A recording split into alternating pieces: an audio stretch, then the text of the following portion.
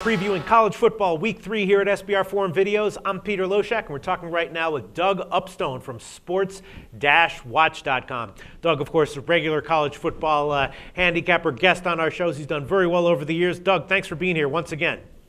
Absolutely, Peter. Great to be back. Yes. All right. Now, one game, the first game that you said you want to talk about is Houston at UCLA. Now, this is interesting. I'm curious to see why you chose this game, why you see an edge, and where it is. Houston, of course, is off of 2 losses. They're, looking pretty bad this year. We kind of knew it was going to be a rebuilding year for them. They looked a little bit better in the second part of their game last week. UCLA, of course, is off a great win over Nebraska. But here, UCLA is a 17-point home favorite, and Houston is kind of a desperate team. I smell maybe a little bit of a tougher game than expected. I don't know where we're seeing an edge here. What do you like here? Well, it goes a couple different ways. Houston, they lost, of course, Kevin Sumlin, as their head coach. And then they also, Case Keenum, after 6 years, he finally used up his 4-year scholarship. So he had to move on. So they had a lot of replacement work to do. And among the replacements, some of it actually came early when Coach Tony Levine got rid of his offensive coordinator after one game, basically for insubordination by not using basically their best player and running back Charles Sims.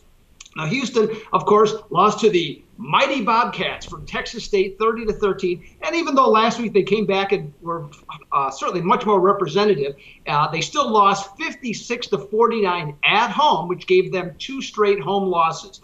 Now, Jim Mora Jr. decided he wanted to rebuild his coaching career and went back to college, in this case, UCLA.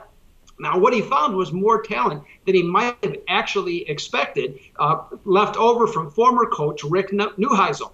One of the smartest things he did right off the bat was to hire Noel Mazzoni as his offensive coordinator. And after amazing upset last week, UCLA now is 3rd in the nation in total offense and has had back-to-back 500-yard-plus games of offense for the first time since Cade McNown wore the UCLA powder blue.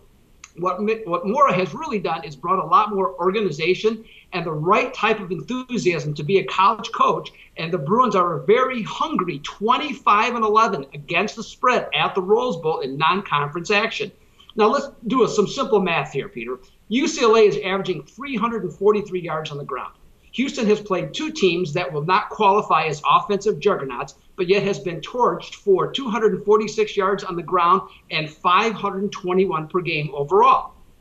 I just don't see the Cougars being able to match points with UCLA, and certainly I don't see them stopping them. Let me share this system with you. Play against road teams like Houston after gaining 475 yards or more in their last game, against a team that has averaged 6.5 total yards per play in their last 2 games. This sweet system is 41-11 against the number, and the Bruins will maul the Cougars 55-28. All right. Well, that play makes me nervous, but I trust your opinions way more than my own feelings. I've learned that over the years. So we'll see how it turns out, Doug. Thanks.